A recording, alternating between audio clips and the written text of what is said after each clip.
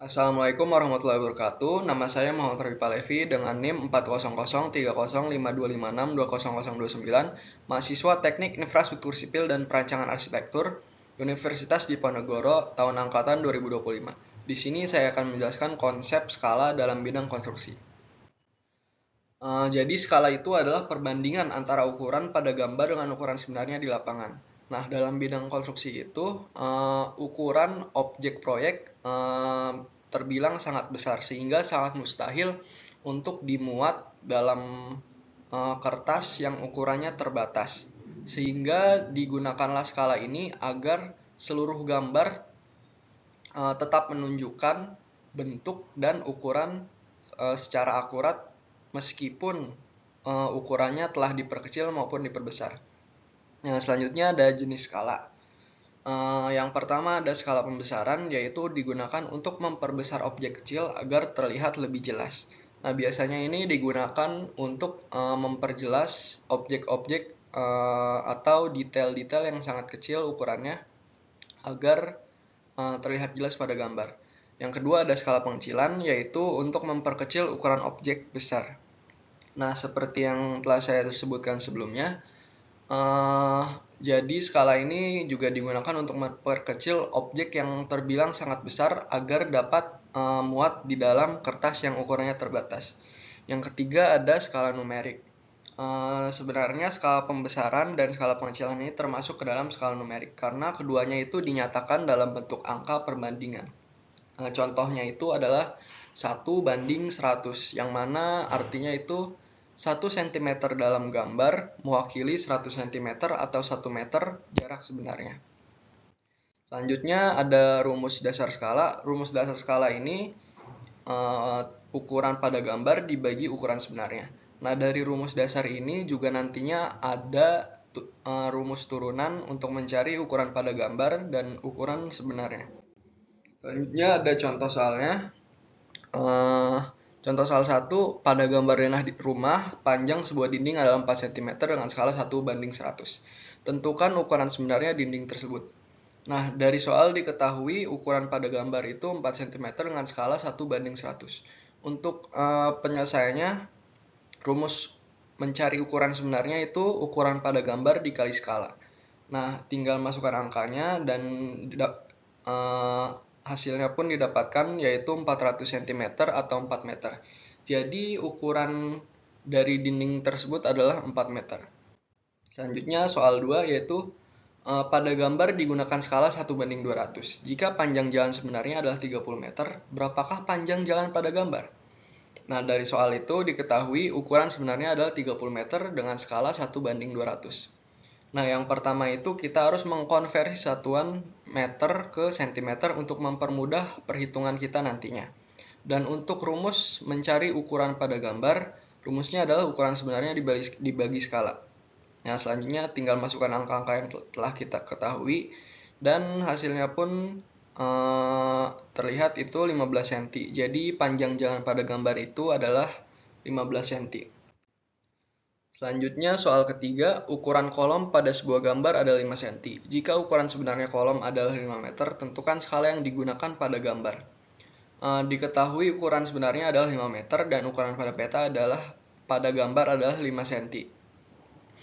Nah, seperti sebelumnya kita harus mengkonversi satuan meter dulu ke sentimeter.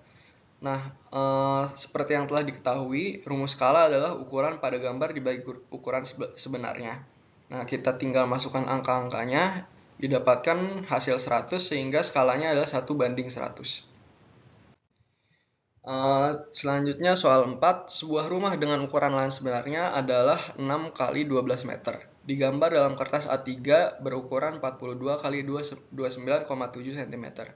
Tentukan skala maksimal yang dapat digunakan agar gambar muat dalam kertas tersebut. Nah, dari soal diketahuinya adalah ukuran sebenarnya 6 kali 12 meter dengan ukuran kertas 42 kali 29,7. Nah, untuk penyelesaiannya sama seperti soal sebelum-sebelumnya, kita harus mengkonversi satuan meter ke sentimeter terlebih dahulu. Selanjutnya tinggal kita masukkan ke dalam rumus skala. Nah, karena di sini ada dua ukuran yang berbeda, kita harus mencari kedua skala dari kedua ukuran tersebut.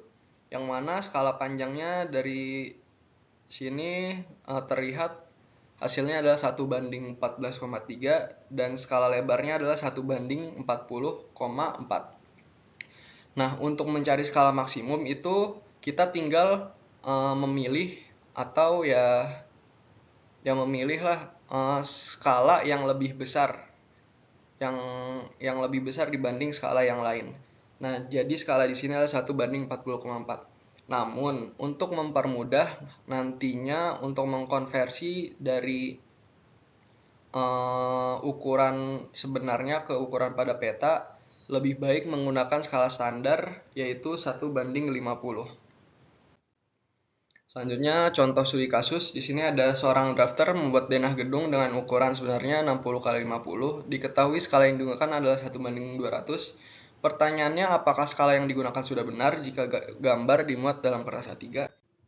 Nah, sama seperti soal sebelumnya, kita harus mengkonversi terlebih dahulu satuannya dari meter ke sentimeter. Selanjutnya, kita masukkan ke dalam rumus, yang mana hasil akhirnya itu jarak pada gambar, ukuran gedung pada gambar adalah 30 kali 25 cm, yang mana ukuran tersebut muat dalam kertas A3, sehingga skala yang digunakan oleh drafter tersebut telah sesuai. Dan juga mungkin alasan drafter tersebut memilih skala tersebut karena dia sudah tahu bahwa dengan skala tersebut seluruh gambar dapat dimuat dalam kertas. Dan jika adanya kesalahan interpretasi skala, dampaknya itu ukuran gedung atau bangunan pastinya akan salah, dan juga jarak antar bangunan nantinya, antar ruangan, antar bangunan juga nantinya juga salah. Dan juga nantinya akan ada pemborosan atau mungkin juga kekurangan dari material dalam proyek tersebut.